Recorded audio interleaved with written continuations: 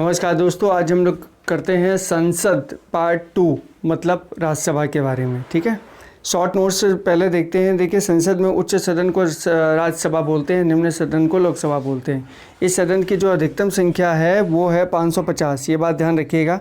अनुच्छेद 80 के अनुसार राज्यसभा राज्यों और संघ राज्य क्षेत्रों में 238 से अनधिक निर्वाचित मतलब अप्रत्यक्ष रूप से तथा राष्ट्रपति द्वारा मनोनीत 12 सदस्यों से मिलकर बनेगी।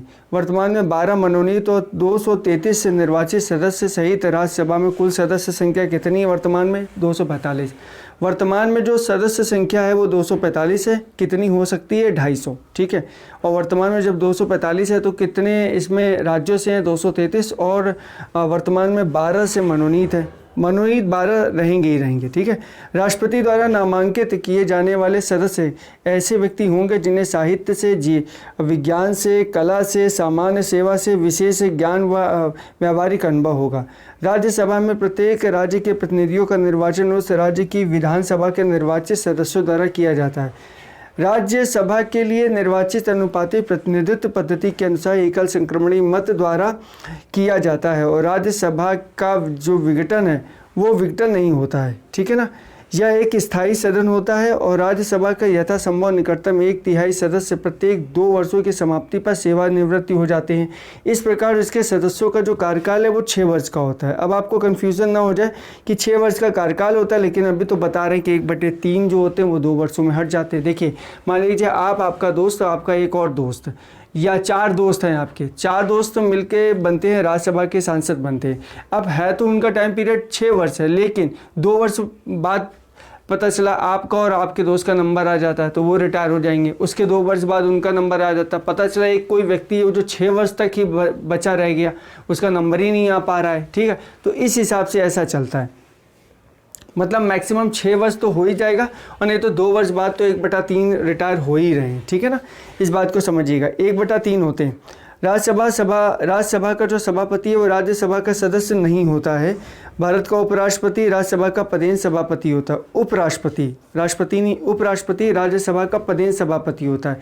जब उपराष्ट्रपति राष्ट्रपति के रूप में कार्य करता है तो उसे राज्यसभा के सभापति के रूप में कोई वेतन या भत्ते नहीं मिलते हैं। कब? उपराष्ट्रपति राष्ट्रपति के रूप में जब काम करता है तो उसे राज्यसभा के सभापति के रूप में कोई वेतन या भत्ता नहीं मिलता है। इस अवधि में वह राष्ट्रपति को मिलने वाले वेतन और भत्ते प्राप्त करता है। राज्यसभा अपने सदस्यों में से एक उपसभापति चुनती है। उपसभापति जो अपना त्यागपत्र होता है वो सभापति को देता है। उपसभापति को राज्यसभा बहुमत से पद से हटा सकती है।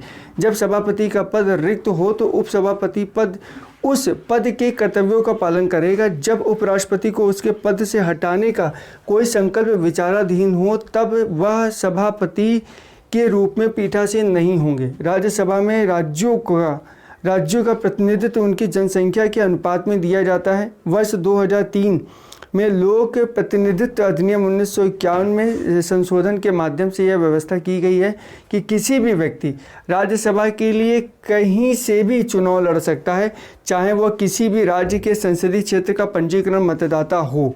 ठीक है, अनुच्छेद 312 जो है वो अखिल भारतीय सेवाओं का सृजन करने के लिए बोलता है। अखिल भारतीय सेवा मतलब जितनी जॉब्स होती हैं स्टेट लेवल की या जितनी सेंट्रल लेवल की जॉब होती हैं उनका ये कर सकता है। माफ़ कीजिएगा, सेंट्रल लेवल की जॉब करेगा। जैसे नई कोई वैकेंसी निकालनी है IAS IPS या IFS के अलावा, तो ये राज्यसभा उसको बना सकता है।